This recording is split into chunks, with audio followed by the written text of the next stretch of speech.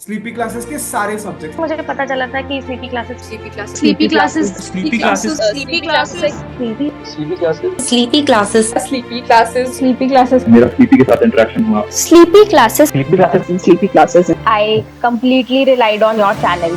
Sleepy की videos भी देखी है। Sleepy Classes Sleepy classes is one of those मतलब institutions जहाँ पे सभी टीचर अच्छे हैं. Hello all, my name is Vishnu Shashi Kumar and इस बार मैंने यूपीएससी सिविल सर्विसेज एग्जामिनेशन में ऑल इंडिया रैंक 31 हासिल किया है and my optional is political science and international relations. I did my graduation in BA Political Science and Economics from St. Stephen's College, Delhi University. I graduated in 2021 and since then I've been preparing for the civil services. 2022 examination में मुझे all India rank 394 हासिल हुआ था and मैं Dainik service में allocate हुआ था और इस बार मेरा रैंक इम्प्रूव होके ऑल इंडिया रैंक 31 में कर पाया था. तो I will talk briefly about my strategies for political science and international relation which was my optional subject. तो जैसे हम political science PSIR paper syllabus देखते हैं तो वो बहुत ही लंबा लगता है और है भी बहुत लंबा, बट उसका एक प्लस साइड ये है कि सिलेबस चाहे लंबा हो बट उसका एक्चुअली हमारा GS2 एथिक्स और एसे में जो हम PSIR का नॉलेज है वो एक्चुअली हम इधर भी ओवरलैप करके यूज़ कर सकते हैं. तो the vastness of the syllabus is compensated by the fact that कि आप जो हमारा नॉलेज इधर the points that you are gaining in PSIR that can be used very easily and very efficiently in your GS2, especially जैसे federalism हो गया which is very much coterminous with IGP, Indian Government and Politics in paper 1 part B, या IR portion full हो गया paper 2 part B which is also there in GS2 IR portion, Indian Foreign Policy and all. तो इसका बहुत बड़ा एक and political theory आप ऐसे में भी यूज़ कर सकते हैं, एथिक्स में भी यूज़ कर सकते हैं. तो इसका एक ओवरलैप की वजह से ये जो वास्टनेस का एक डिसएडवांटेज है वो थोड़ा ऑफसेट होता है.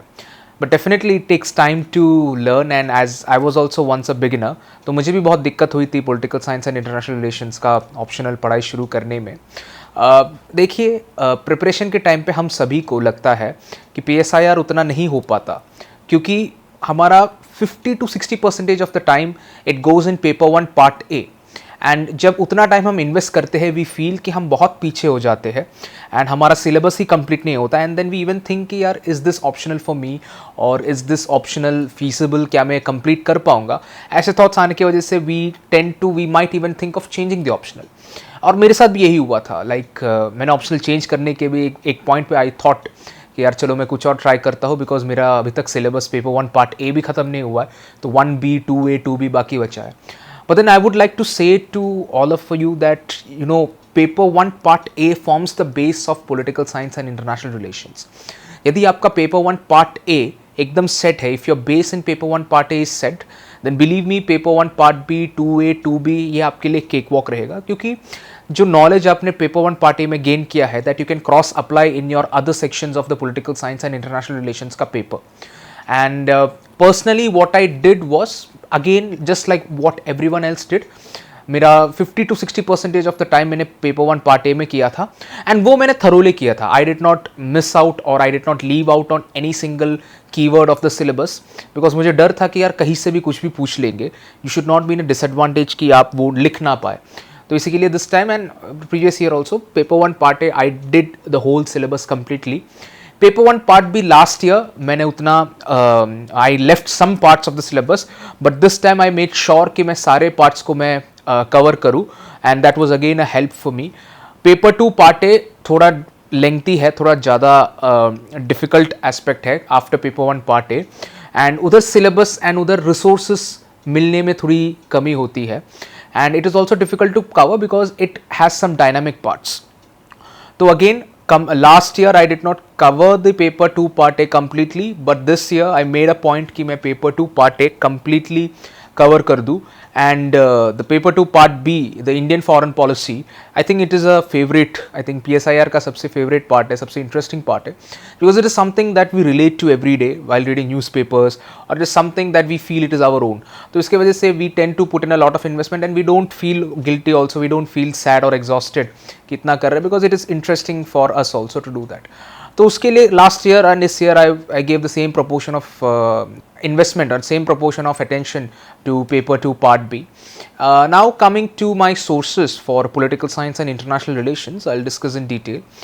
Paper 1 part A, the major source that as we all know, मैंने शुभ्रा मैम के PSIR के नोट्स ओपन मार्केट से खरीदे थे, हैंड रिटन नोट्स, एंड वो मैं पढ़ता था, and that formed my chunk for paper 1 part A, paper 1 part B and paper 2 part A के some portions I did that from Shubhra ma'am के handwritten notes. Then after that, that was my base for these portions. Paper 1 part B के लिए, Indian government and politics के लिए, मैंने थोड़े advance sources का use किया था इस बार, नॉट लास्ट ईयर. इस बार आई फेल्ट कि I wanted to do some value addition, तो इसके लिए I used the Oxford handbook on Indian politics, which talks about topics like caste in Indian politics, religion in Indian politics, communalism, secularism and all, जो थोड़े dynamic भी है, तो मुझे लगा कि थोड़ा डीप नॉलेज मिल जाए तो that would be an asset for me. Then I also and I did selectively, वो बुक बहुत मोटा है तो मैंने उसका सेलेक्टिव रीडिंग किया था PDF लेके, तो मुझे बुक का वो मोटापा की उतना नहीं दिखा, तो I just did a selective reading for that. Then I also did some reading on Oxford handbook on Indian constitution to understand the constitutional elements like federalism ho gaya, fiscal federalism and all the other aspects, constitutionalism as a whole, amendments, the centralizing features, the unitary features, the federal features and all. तो जैसे constitutional elements के जो कुछ portion के parts थे PSIR में, वो मैंने Oxford Handbook on Indian Constitution, वो मैंने थोड़ा again it was a selective reading, which I did, especially chapters like parliament and all, वो मैंने apart from the base part जो हमने पढ़ा था, मैंने थोड़ा value addition उससे भी मैंने थोड़ा किया था. Then after that, obviously newspapers play a very crucial role. Again there are dynamic parts like caste, party systems within the country and all, तो वो सब again I did a lot of newspaper reading which also did for the GS and also helped me in the PSIR का part. And sleepy classes के थोड़े PDFs भी मैंने refer किए थे, which helped me in paper 1 part B के थोड़े dynamic portions, so that I had a consolidated list, consolidated note with me. Then coming to paper 1 part A में value addition में द बेस नोट्स मैंने वो किए थे Shubhra ma'am के जो ओपन मार्केट से अवेलेबल थे, हैंड रिटन नोट्स वो. Apart from that I did IGNOU का BA and MA political science का material which is openly available in e Gyan Kosh. आप ई ज्ञान कोश में कीजिए या फिर just Google BA political science IGNOU notes और MA political science IGNOU notes, you will get full portion wise, syllabus wise उनका एक फोल्डर आपको दिखेगा और उसमें आपको जो चाहिए आप उसमें से ले लीजिए. तो you will get that answer, you will get the portion relevant to that. Why I chose IGNOU BA MA Political Science notes is, मेरा एक philosophy ये था कि see who is going to set the paper, who is going to correct the paper, the college professors who are very much established in their field, right? तो मेरा ये philosophy था कि why not refer the material that they themselves created. तो I would be able to get some keywords that is there in the academic space, which will also garner their attention when I am writing that in my answers. तो इसके लिए मैंने college के notes का बहुत इग्नू के notes का बहुत ज़्यादा इस्तेमाल किया था, because I felt the jargons, the language, the points that they are familiar with. अगर मैं वो आंसर में लिख दूंगा तो that would be a catch, that would be a plus point for me and I would get more marks than what I had scored last year. So that was my philosophy for choosing the academic angle wale notes. And it really helped me because I was able to get a greater understanding. थोड़ा investment तो लगता है बिल्कुल, आप read करने में सब it's very dry, but once you have that base knowledge, after that when you read those IGNOU के नोट्स एंड ऑल नो, आपको एक अंडरस्टैंडिंग मिलती है. You get a deep understanding of the subject which you are trying to choose, which you are trying to read, and that also helps you in answer writing. And believe me, it helped especially in this year because इस साल PSIR paper थोड़ा unconventional था in the sense कि comparative political theory से बहुत सारे सवाल आ गए 10 मार्कर्स में, and even paper 1 part A में कुछ सवाल ऐसे थे you felt on the defensive when you saw the questions. Personally for me, मैं खुद कन्फ्यूजन में था कि मैं क्या लूँ, क्योंकि मुझे ऐसे सवाल, हर एक सेट में ऐसे सवाल थे जहाँ मुझे कुछ सवाल ऐसे थे तो मुझे समझ नहीं आ रहा था कि what to write the content. Content तो था, you had the content, but you don't know how to integrate that content with paper 1 part A. तो I felt my deep understanding in the knowledge this year, जो investment मैंने किया था, that help me to tackle those question also effectively. And again paper 1 part A के लिए भी आपको लगता है न्यूज़पेपर्स काम नहीं आते, बट देखिए topics like democracy, this year there was a question on contemporary democracies and all, वो सब मैंने न्यूज़पेपर एडिटोरियल से पढ़ के I was able to garner, get some points from that. So make sure you try to complement the newspaper also in your PSIR syllabus preparation. Paper, so I hope I have completed paper 1, especially paper 1 part B के लिए newspapers are a must. उसमें जो dynamic parts आते हैं, जैसे cast equations change हो रहे हैं, how the political parties are bringing in new caste equations and all, religion के ऊपर कमेंट्रीज आ रहे हैं, कम्युनलिज्म के ऊपर कमेंट्रीज आ रहे हैं, that are not the base but something एक कंटेम्प्रेरी एंगल आप यदि डालोगे आपके आंसर्स में, it also gives an impression upon the examiner that you are just not using, not recycling the same content, but you are adding something fresh to your answer. So but that should not come at the cost of your base content. For example, caste में यदि आपने Rudolf and Rudolf का या फिर Rajni Kothari sir का जो आपने theory नहीं लिखा है and you write something new, that would definitely be a negative point. But you write these basic points, Rudolph and Rudolph, Rajni Kothari, Yogendra Yadav and all, but after that you add something new which you have learnt, that gives a plus point, a push to your answers. So keep that in mind while you do your answer writing. Paper 2 के लिए जैसे international institutions हो गए, अब for example globalization and all, I did Andrew Heywood का book, उसमें से मैंने थोड़े नोट्स बनाए थे. Then I also did I personally मेरे पॉलिटिकल साइंस के जो ग्रेजुएशन के टाइम मेरे को जो कंटेंट था, I had some materials with me, मैंने उसका भी इस्तेमाल किया था. That also help me in globalization and all, paper 2 part A. Then institutions like ASEAN, world bank and all, उसके लिए the best source is to refer their website. आप उनके वेबसाइट पे रेफर कीजिए, उनका अबाउट में देखिए history, what is who is who, what is that, the organizational structure, what do they do, ये सब आपके वेबसाइट में बहुत अच्छे एक विजुअली अपीलिंग वे में आपको दिया है. तो that makes your learning also very easy. And उनके वेबसाइट में ही न्यूज़ दिया हुआ है, what is new, updates and all. तो वो अपडेट्स एंड न्यूज़ आप खुद क्लिक करके देखेंगे, you will get unlimited content to write in such questions and answers. So that is with respect to paper 2 part A. And paper 2 part A के लिए again you would have this IGNOU के notes. उधर again you have a lot of content on these aspects as well. Terrorism हो गया and all, so वो भी आप use कर सकते हैं. And also one thing which I did sometimes, which helped me again, कि मुझे टाइम नहीं है और मुझे लगता है मेरा attention span यदि एक टाइम पे कम होता है, मतलब एक PDF रीड करने से ज़्यादा आई फील कि मैं वीडियो देखूँ, तो मैं जैसे PSIR का सिलेबस है, जैसे टेररिज्म PSIR करके मैं गूगल यूट्यूब में डाल देता था, एंड उधर I use to get videos and I use to selectively see those videos कि मुझे लगे कौन सा अच्छा है, एंड उससे भी मुझे कंटेंट मिल जाता था. तो I think these are strategies how you can manage for content for paper 2 part A. That is I think personally for me, मुझे सबसे challenging content building paper 2 part A के लिए लगा था, बिकॉज कंटेंट एक जगह नहीं मिलता, वो बहुत ही स्कैटर्ड रहता है. So it is better if you are able to compile that content, मतलब स्कैटर्ड रहता है तो आप एक जगह पे अपने नोट्स पेपर 2 पार्ट ए के लिए बनाइए, वो बहुत ही आपको हेल्पफुल रहेगा.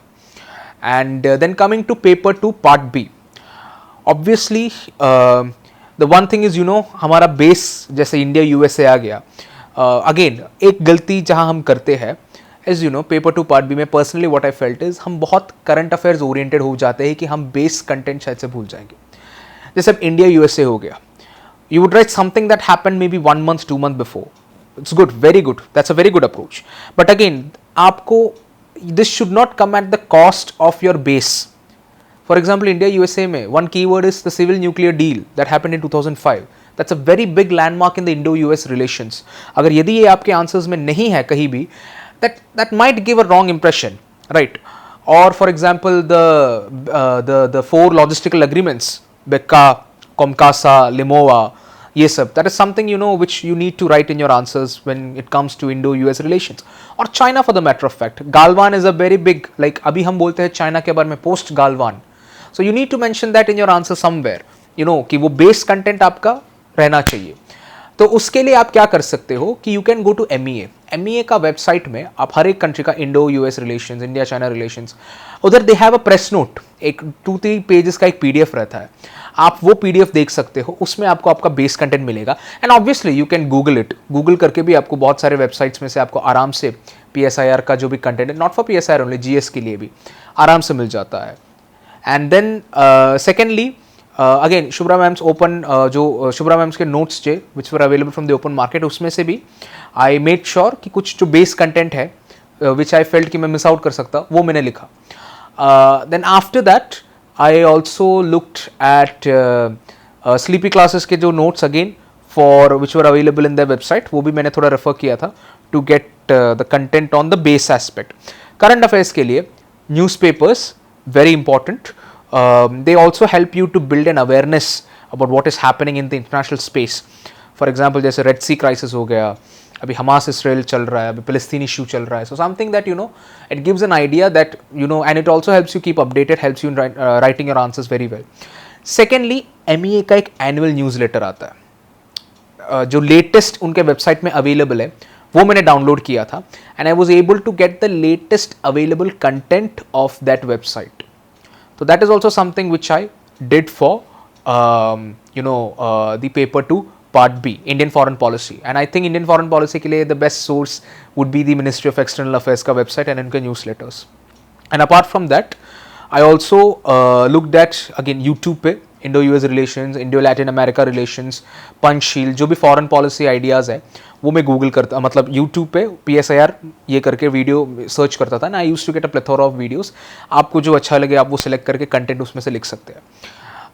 Then with respect to again part B में हैव एन आइडिया कि वॉट, मतलब न्यूज़पेपर रीडिंग से आपको एक ट्रेंड भी पता चलता है, एक ट्रेंड पता चलता है कि कंट्री का फॉरेन पॉलिसी कौन से डायरेक्शन पे जा रहा है, कौन से कंट्री पे हमारा फोकस ज़्यादा जा रहा है. And also you know UPSC ने इस बार फॉर एग्जाम्पल 2023 के पेपर में they asked a question on what has India been doing in Afghanistan since 2021. That is something very interesting and I was very happy to see that question, because वो मैंने prepare था, वो मैंने पिछले साल के लिए पढ़ाई की थी, वो मुझे याद था. एंड दिस टाइम अफगानिस्तान उतना न्यूज़ में नहीं था, but then because I remember I had read newspapers, वो मैंने थोड़ा बिल्ड किया था. That really help me.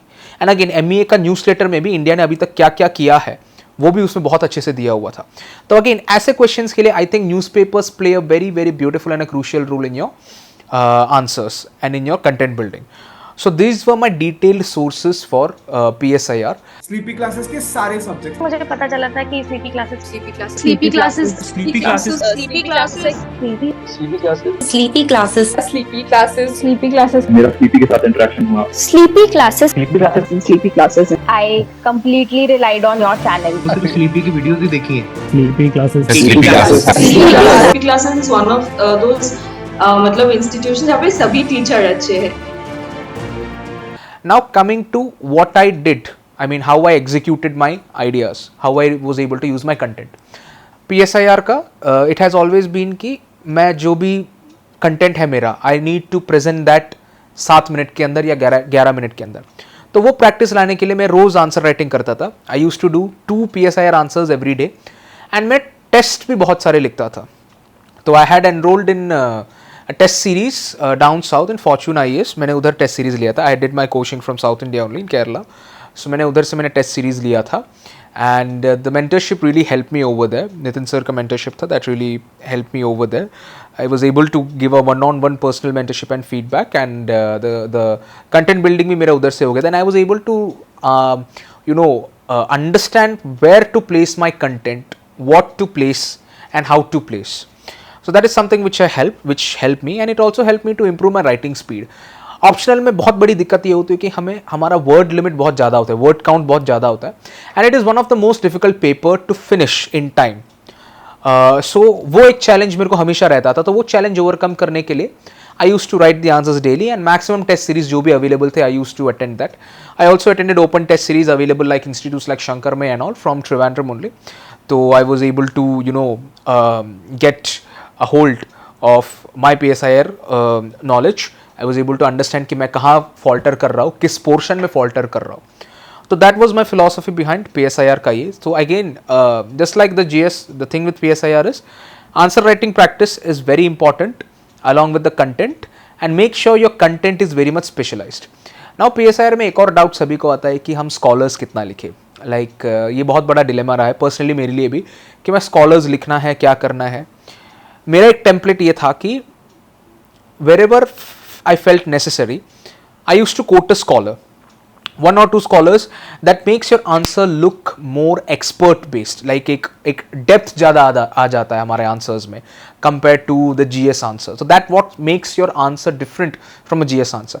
Why this is important? Because आप जब paper 2B लिखोगे, Indian foreign policy, India and the relations with abroad countries, an expert opinion would be something that would make your answer level up from the GS to an optional level.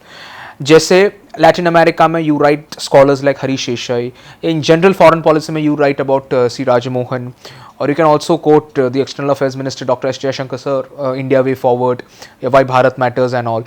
So ये सब आप जब लिखोगे it elevates your answer. But one thing which I found, which I also learned was कि आप needlessly quote मत कीजिए आपके scholars को, then that makes it look very mechanical. Your scholars ka viewpoints should be very much relevant to the question that is being asked. For example, Latin America mein Harish Desai had said that had said something very important on the weakness of Latin America India relations. So in way forward, in your weaknesses, what are the limitations? If there's a question on why Latin America India relations has not gone further, or there's a question comment on India Latin America relations, something that is sort of a thing, you can write it over there कि हरीश देसाई ने ये कहा है कि यार there are some limitations in this, why, because ये हुआ है. It makes sense because it is relevant to the question being asked. Now if you write something कि इंडियन फॉरेन पॉलिसी में and you write this quotation, it does not make sense, it does not give a it does not sync in with the answer, it just stands like यार तुमने कुछ भी एक scholar डालने के लिए you have written. So that should not be your approach. Your approach should be जो relevant scholars है, जो रेलेवेंट टाइम्स आपके जो क्वेश्चन से रेलेवेंसी है उसके हिसाब से आपको स्कॉलर्स एक्सपर्ट ओपिनियंस का इस्तेमाल करना है. जैसे for example there was a question on Indo US relations. There was a question कि there was a point, I am not remembering the scholar, estranged democracies to something as एक point था. तो if the question is how Indo-US relations has changed, you can write this from estranged democracies to this. I'm not able to recollect the scholar or the exact point, but ये आप लिख सकते हो शुरुआत में. So it shows एक transition दिखा ही रहा है उधर, right, कि हम ऐसे transition हुआ Indo-US relations in that one particular opinion, right. तो ऐसे आप अपने scholars को इस्तेमाल कीजिए. and वो आप कैसे सीखेंगे? It's done by answer writing and also done through reviewing your answers. आपको एक peer group हो सकता है, you might have a mentor, you might take a test series, depends upon you how you do it. But make sure whenever you write, you review your answers and you understand where you are going wrong. Because देखो आप practice करते रहोगे, मेहनत हम सभी करते हैं, but then the issue is you need to understand where we are going wrong so that हम अपना परफॉर्मेंस को स्ट्रैटेजिकली हम उसको बढ़ा सके. So that was with respect to my whole PSIR का strategy. So the only thing is just practice whatever you are doing and build the content. Content building में time लगता है. And with respect to the newspaper, just one point to add before I finish. I was reading around 8 to 9 newspapers. I used to read Hindu and Express का news, बाकी 6-7 newspapers का मैं editorials ही पढ़ता था. जैसे millennium post हो गया, business line हो गया, बिजनेस स्टैंडर्ड हो गया, इन Hindu, Indian Express, the Tribune, different newspapers में रीड करता था. आई वाज हिंदुस्तान टाइम्स, मैं डिफरेंट न्यूज़पेपर्स रीड करता था because I was able to get a lot of content from that. And believe me this exercise really help me a lot this time because मेरा content addition उसमें हुआ था. And it pays back to you also. जैसे मैंने कहा कुछ syllabus, कुछ portions है जहाँ पे आप एज ला सकते हो, जहाँ पे आप नया कंटेंट भी बिल्ड कर सकते हो, वो सब आप अपने न्यूज़पेपर्स के थ्रू ही कर सकते हो. तो the thing is it becomes difficult initially, but then I was able to read these many things in 2 to 3 hours maximum. और मैं timeline deadline रखता था. And it's not that कि यार हर दिन आपको 8-9 पढ़ना पड़ता है, because हर दिन ऐसा नहीं है कि कुछ ना कुछ relevant आपके content से आएगा, मतलब न्यूज़ सिलेबस से आएगा. कुछ आते हैं, कुछ नहीं आते. तो it's like it's a very easy exercise. यदि आप एक habit बना दो, एक schedule में आप ये डाल दो, तो it becomes easy. And believe me, this has really helped me a lot in this year's preparation. And just one thing is be very very thorough with the syllabus. PSIR का syllabus आपको बिल्कुल आपके it should be thorough. You should be thorough with the syllabus. तभी आप syllabus mapping कर सकते हो. Like आपने न्यूज़पेपर में कुछ पढ़ा, आपको लग रहा है ये मैं कंटेंट उठा सकता हूँ. आपको क्यों लगा ये? क्योंकि आपको पता है ये मेरे PSIR syllabus में है. For example, democracy. Now there was an article on Susan Strange by Susan Strange on democracies. I like that article. Why? And I took the points from that. Why? Because इसमें लिखा हुआ था democracy paper 1 part A, global south paper 2 part A. Global south में बहुत सारे articles आए थे पिछले साल. And why? Because India was the president of G20 and global south का एक लीडरशिप आया था. तो ग्लोबल साउथ के ऊपर एक अलग ही पूरा एडिटोरियल्स, बहुत सारे सीरीज ऑफ एडिटोरियल्स आए थे. वो मैंने पढ़ाई, वो मैंने उठाया पॉइंट्स उसमें से. So that is something, you know, and why I was able to do that, because I understood कि यार global south is a very important part in your PSIR syllabus. So that is why, you know, knowing your syllabus is also very, very important while you are doing your preparation, be it for GS or be it for optional. So keep that thing in your mind. So always, you know, have a printout of your PSIR का syllabus and उसको थोड़ा marking करके रख दीजिए ताकि आप अच्छे से syllabus mapping कर सके. And one more source which I forgot to mention, मैंने फॉरेन पॉलिसी मैगजीन का यूज़ किया था. That was available and I read from that and I got some points for paper 2 part A and that was again a good content booster for me. और उससे मेरी understanding भी बढ़ी थी paper 2 part A के लिए. And that paper 2 part A का knowledge I was able to write in paper 1 part A also, certain bouncer questions. So I think you know, these were my sources. Foreign Policy Magazine also good thing which you can refer. Again, मैं उस पर stress नहीं करूँगा. यदि आपका basic sources नहीं हुआ, newspapers नहीं हुआ, then don't read that. But as I was done with my basic last year only, so I was able to focus on this time much more on that. So this was my detailed strategy for PSIR. I hope it will benefit you, it will help you. And just practice. Initially कुछ भी शुरुआत करो, एक inertia होता है, hiccups होते ही है, be it answer writing, be it reading something new, और even if people from you know non political science background जब वो रीड करते हैं, specially even having political science background होने के बावजूद, मैं जब पहली बार एरिस्टोटल प्लेटो पढ़ रहा था, I was having very much difficulties in understanding that. वो होता ही है. And but don't feel dejected. उसको आप मल्टीपल टाइम्स रीडिंग करो, मल्टीपल टाइम्स रिविजन करो, then you will reach a point where you will understand कि what were they were trying to say, what was the point. And then जब वो understand करोगे, आपको बिना याद किए आप खुद अपने words में उनके keywords के साथ, just like the keywords that they use, वो keywords use करके आप you can write a very, very well crafted answer. So just practice and revise multiple times, and believe me, this will be easy task for you. Initial hiccups will be there, but it will all be good. So thank you very much.